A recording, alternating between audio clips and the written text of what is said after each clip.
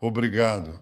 Nos dias mais sombrios do Império Romano, havia um imperador particularmente cruel e ele tinha um jeito especial com os cativos.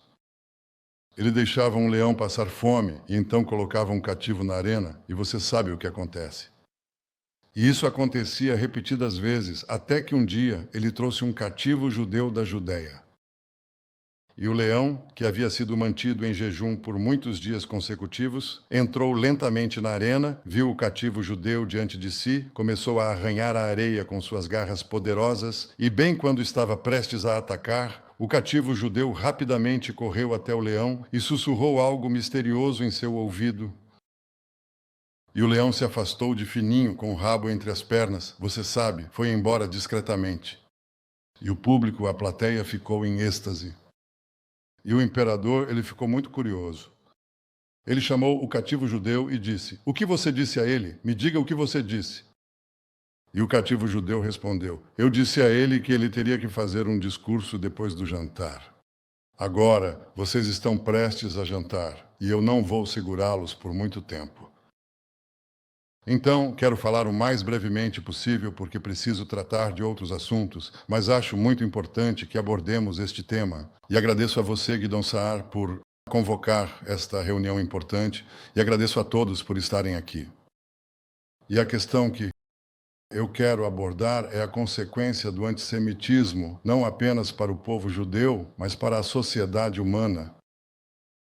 Agora nós temos enfrentado essa doença. É uma doença virulenta que persiste há vários milênios e, claro, pagamos um preço horrível na trajetória da nossa nação por causa do antissemitismo.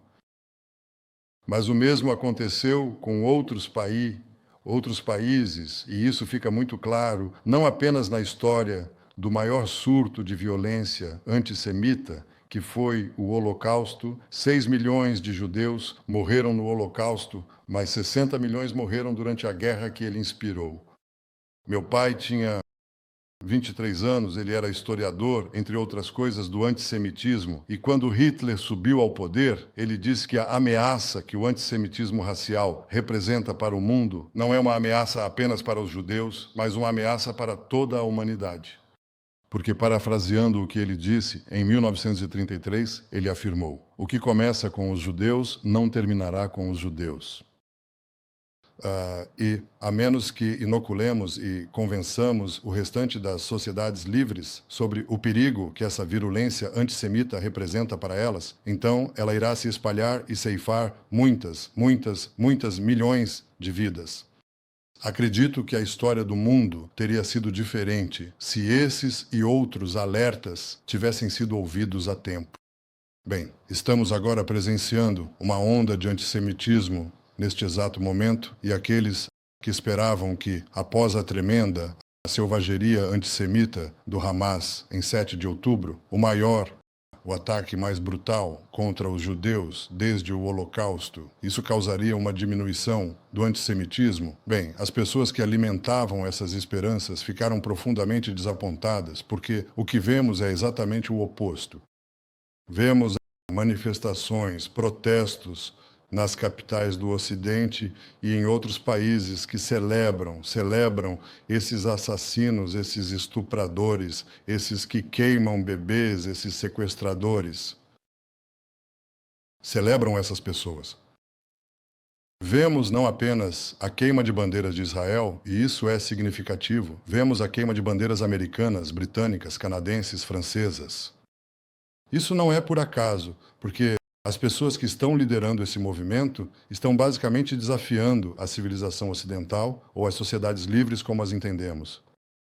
Quando você celebra esses assassinos, está celebrando o completo colapso da sociedade civilizada como a conhecemos.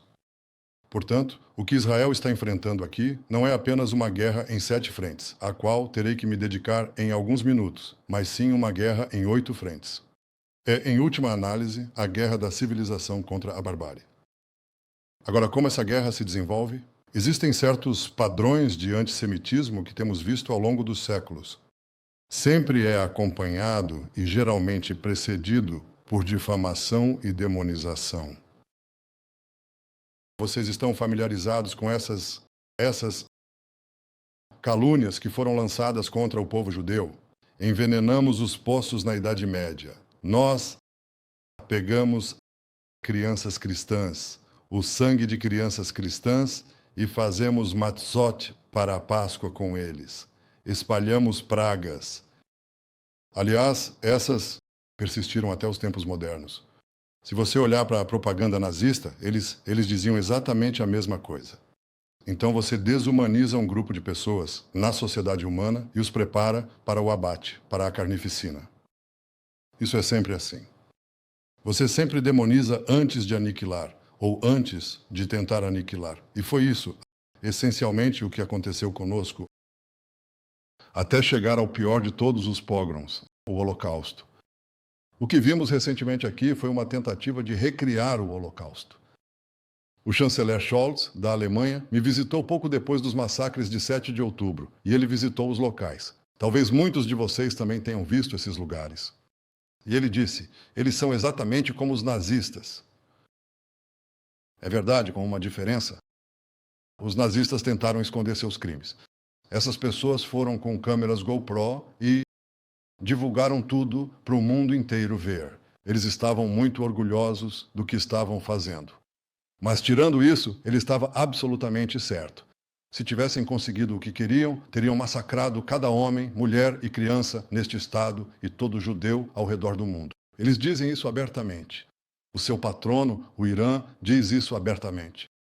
Enquanto vocês têm essas conversas agora, com o Irã, entre o Irã e os Estados Unidos, o Ayatollah Khamenei tuita, aliás, ele é um grande usuário do Twitter, ele tuita, Israel precisa ser aniquilado, o câncer do Estado judeu precisa ser erradicado. Ele é aberto quanto a isso. Essa é a praga com a qual estamos lidando. E claro, muitos são enganados por esses protestos ou se sentem intimidados por eles. Mais do que qualquer outra coisa, eles se intimidam diante deles. Eles os temem.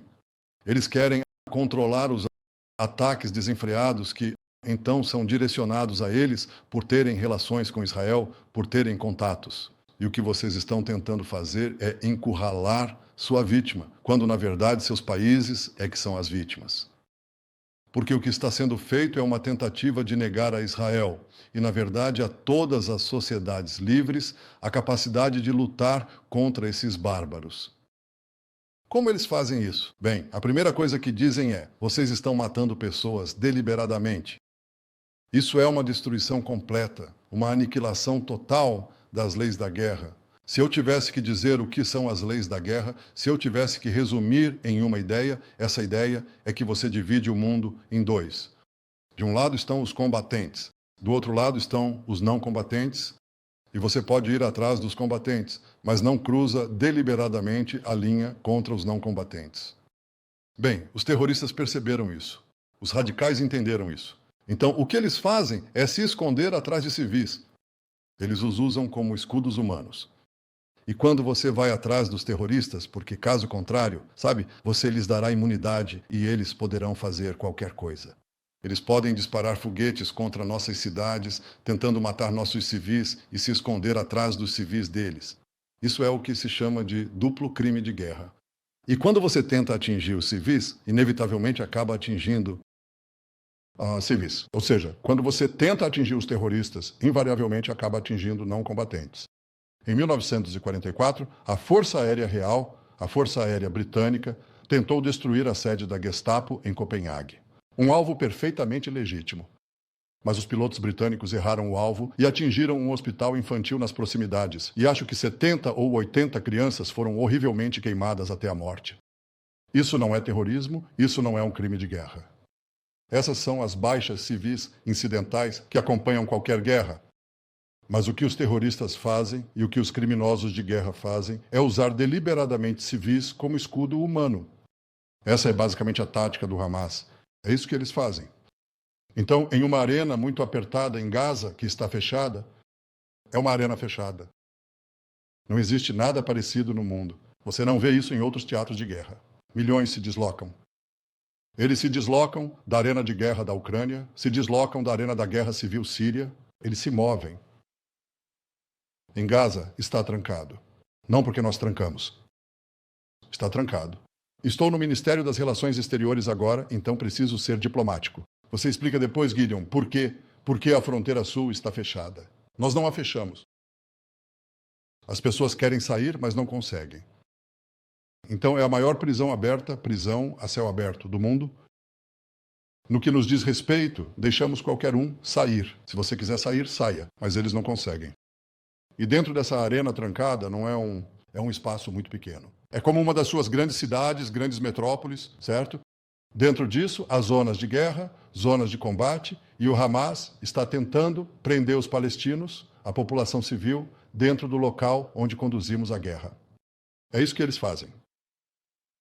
Como eles os prendem lá dentro? Eles atiram neles se quiserem sair. Foi assim que a guerra começou. Eles simplesmente atiraram neles.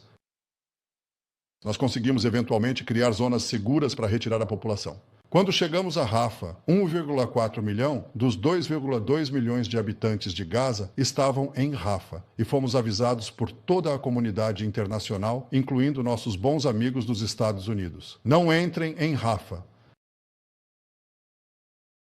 E eu disse, bem, nós temos que entrar em Rafa. É como se os aliados tivessem derrotado 80% do exército alemão e fossem avisados. Não entrem na última parte, não entrem em Berlim e não terminem os últimos 20%. Nós precisamos fazer isso. Caso contrário, o Hamas continuará lá e eles vão matar de novo, sequestrar de novo, estuprar de novo e decapitar de novo. E eles dizem isso. É isso que eles pretendem fazer. Eles disseram, não entrem lá, porque se vocês entrarem, haverá milhares. Alguém falou em 20 mil vítimas civis. Eles não têm para onde ir. Eu disse, claro que eles têm para onde ir. Esse lugar fica bem na praia. Fica a 2 quilômetros de distância. Na praia, e nós entramos. E todos eles foram para a praia em 6 dias. E o número de vítimas civis que tivemos em Rafah foi praticamente zero, porque todos foram embora. Então, a primeira mentira que é dita contra nós é que estamos matando civis deliberadamente. Estamos enviando mensagens de texto para civis aos milhões. Milhões de mensagens de texto, milhões de ligações telefônicas, ligações para celulares, milhões de panfletos. Por favor, saiam, porque nós vamos entrar. E é por isso que a proporção de não combatentes para combatentes mortos na arena de guerra urbana mais densa da história moderna é a mais baixa na guerra de Gaza. Não sou só eu que digo isso, mas o John Spencer, que é o maior especialista sobre esse assunto em West Point, em guerra urbana, ele diz, nunca houve nada parecido com isso, nada parecido com isso. O exército israelense, que é tão difamado, fez de tudo de uma forma que nenhum outro exército, e Israel agiu de uma maneira que nenhum outro país, mais do que qualquer outro país e mais do que qualquer outro exército, para evitar vítimas civis. E o Hamas fez de tudo para criar vítimas civis, porque eles querem explorar e promover os sentimentos antissemitas que você vê no Ocidente. Essa é a primeira mentira. Aqui está a segunda. A segunda é que temos uma política de fome. Você ouviu isso? Não ouviu? Essa é a moda do momento, a mentira atual. Bem, isso também é falso.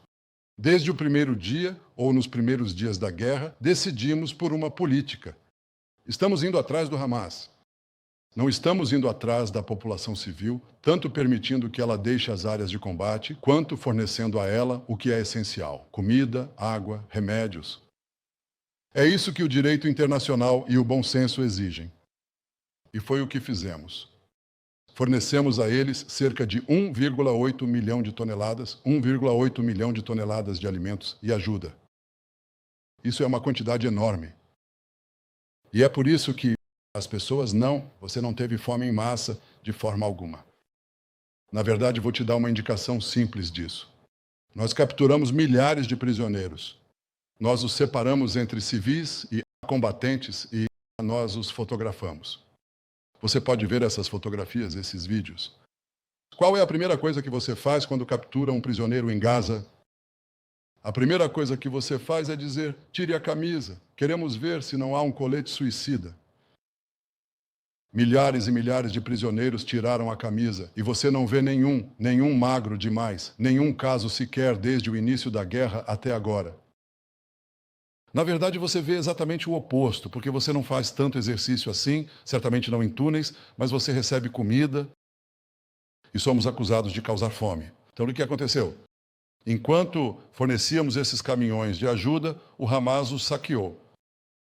Eles pegaram uma boa parte para si mesmos e o restante venderam para a população civil a preços exorbitantes. E assim financiaram seus próprios recrutas, novos recrutas, porque nós conseguimos eliminar muitos terroristas. Então eles precisam reabastecer sua máquina de guerra, sua máquina terrorista, seu exército terrorista. Por isso usaram a ajuda para continuar a guerra e dissemos que isso precisava parar. E no último cessar-fogo, quando conseguimos os reféns, sobre os quais falarei em 1 minuto, nós tomamos uma decisão. Vamos distribuir a ajuda de forma que possamos separar a ajuda do Hamas. Nós a entregamos aos civis e não aos terroristas. E elaboramos um plano com nossos amigos americanos para ter pontos de distribuição controlados, onde uma empresa americana distribuiria a comida para famílias palestinas. Não é um caminhão com sacos de farinha. É um pacote de alimentos para uma família por uma semana. Você vem e pega o seu. É muito difícil para o Hamas roubar, especialmente porque nós protegemos esse local. Bem, tentamos o primeiro. Vamos instalar muitos hoje. Houve uma perda momentânea de controle. Felizmente conseguimos retomar o controle. Vamos instalar muitos mais desses. E a ideia basicamente é eliminar o saque humanitário como ferramenta de guerra do Hamas para entregá-lo à população, eventualmente criar uma zona estéril no sul de Gaza, onde toda a população possa se deslocar para sua própria proteção. E então nós, basicamente, como posso dizer isso?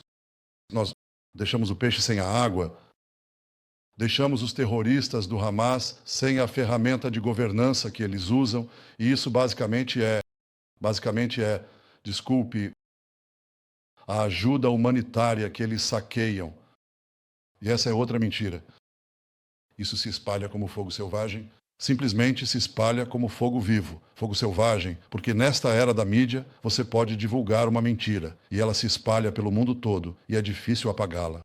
A melhor maneira de vencermos a guerra da informação e vencermos a guerra contra o antissemitismo é vencendo a guerra rapidamente. Você vence a guerra rapidamente. É isso que estamos tentando fazer. Vencer a guerra rapidamente, libertar nossos reféns, destruir o Hamas.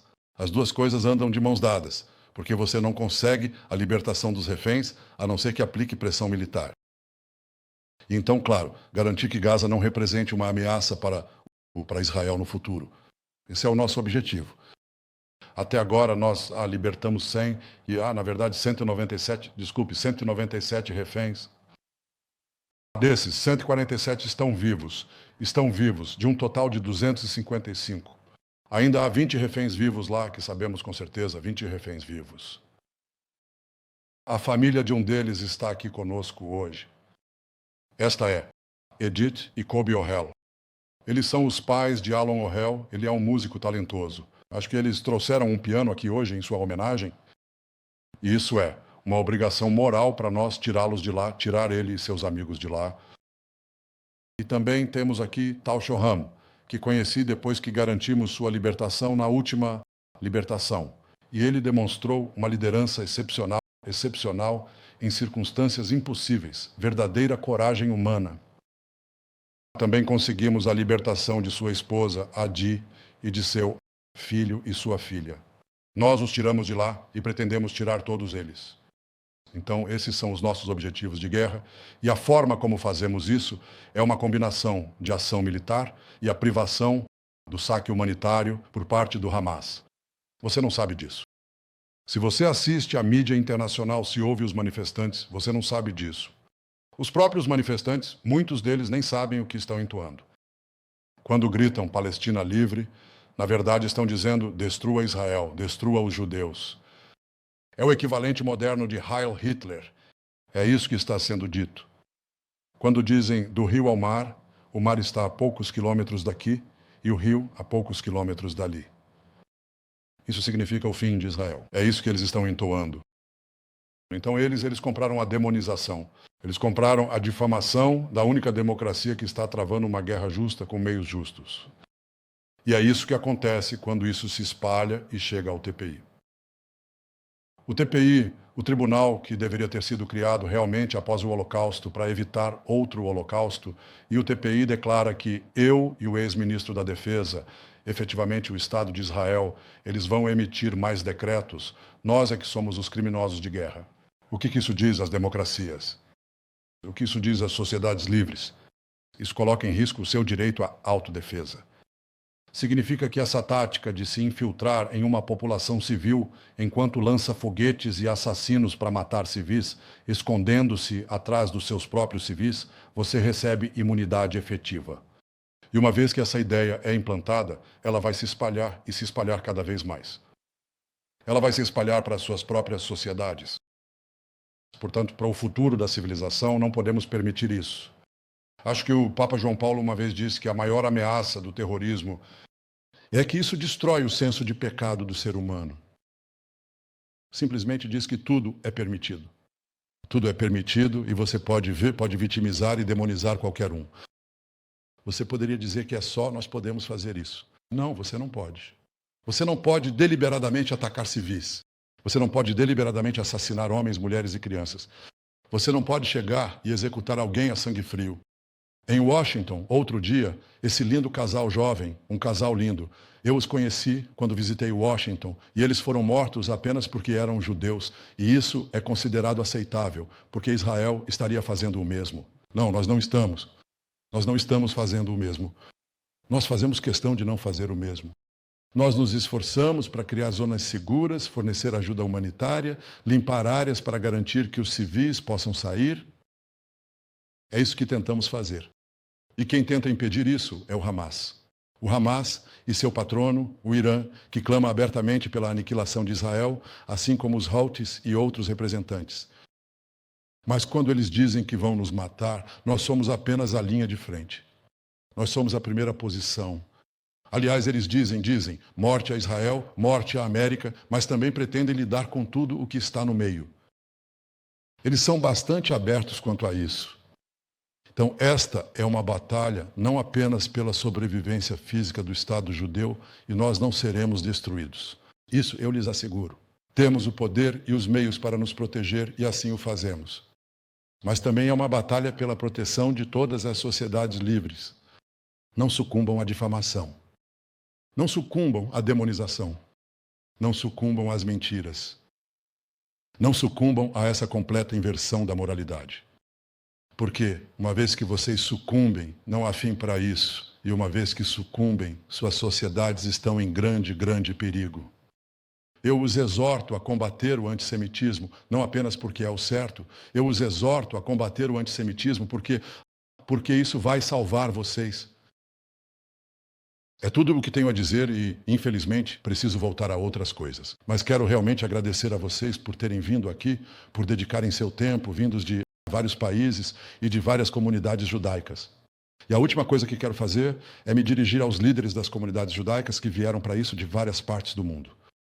A coisa mais importante que vocês devem fazer ao combater o antissemitismo é se levantar e não se deixar intimidar.